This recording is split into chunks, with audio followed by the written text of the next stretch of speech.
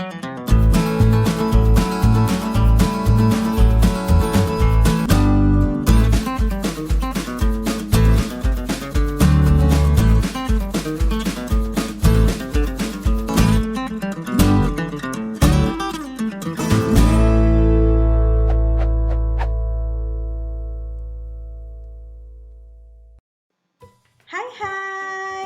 hari ini bertemu lagi dengan Miss Geni. Apa kabar kalian semua?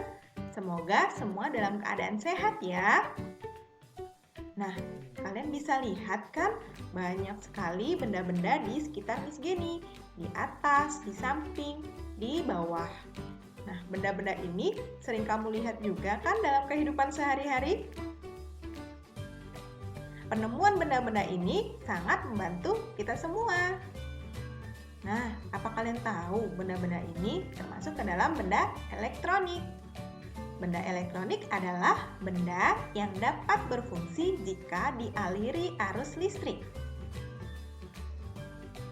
Benda-benda ini tersusun atas komponen listrik dan rangkaian listrik. Nah, seperti yang akan kita pelajari hari ini. Hari ini kita akan belajar mengenai komponen listrik dan rangkaian listrik sederhana.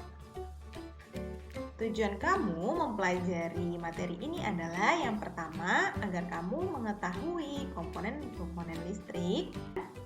Kamu juga bisa mengetahui rangkaian listrik sederhana. Yuk, kita mulai belajar.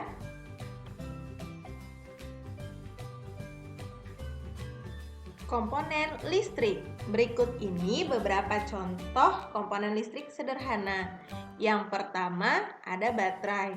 Baterai berfungsi sebagai sumber energi listrik. Yang kedua adalah lampu. Lampu berfungsi sebagai benda yang dialiri arus listrik. Selanjutnya ada saklar.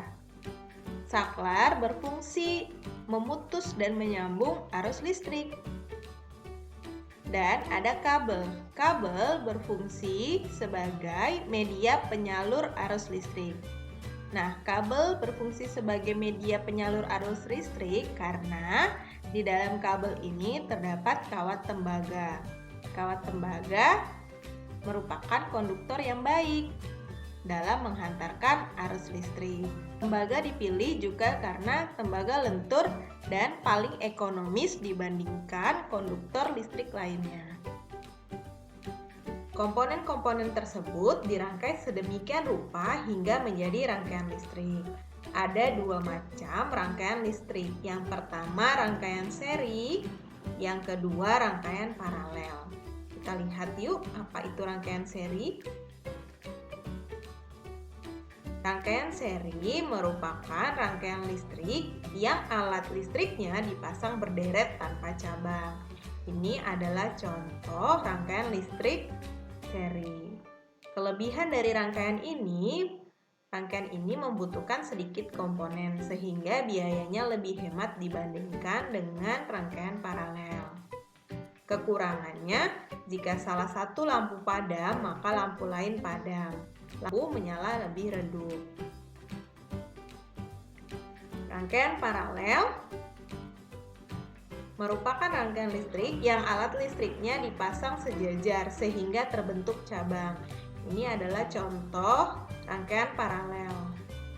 Kelebihan dari rangkaian ini, jika salah satu aliran listrik diputus, maka arus listrik di cabang lain tidak berdampak, sehingga lampu atau alat listriknya tetap menyala. Ini contohnya ya, jika lampu yang ini dipadamkan, lampu yang bagian atas tidak ikut padam.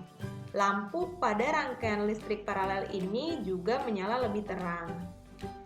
Kekurangan dari rangkaian ini membutuhkan banyak komponen listrik, sehingga biaya yang digunakan lebih dibandingkan dengan rangkaian listrik seri. Rangkaian listrik seri dan paralel dibedakan menjadi rangkaian terbuka dan tertutup. Rangkaian terbuka merupakan bentuk rangkaian di mana arus tidak dapat mengalir dalam rangkaian karena ada bagian dalam rangkaian yang tidak terhubung, ya, sehingga lampunya padam.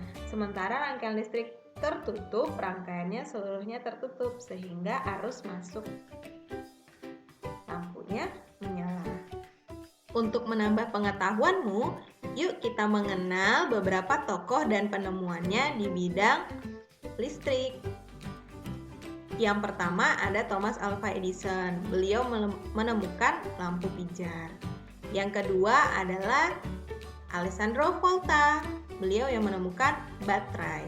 Yang ketiga ada Michael Faraday.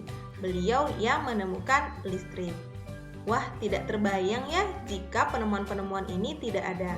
Kita akan merasa kesulitan. Untuk itu, kita perlu bersyukur dengan adanya penemuan-penemuan ini. Nah, kalian ingin jadi penemu juga? Kalau ingin jadi penemu, ingin menemukan apa? Sekian video pembelajaran hari ini. Jika kamu masih belum paham, kamu bisa mengulangi menonton video ini kembali. Jika sudah, kamu bisa mengerjakan latihan bersama guru kelas kamu. Sampai jumpa, terima kasih.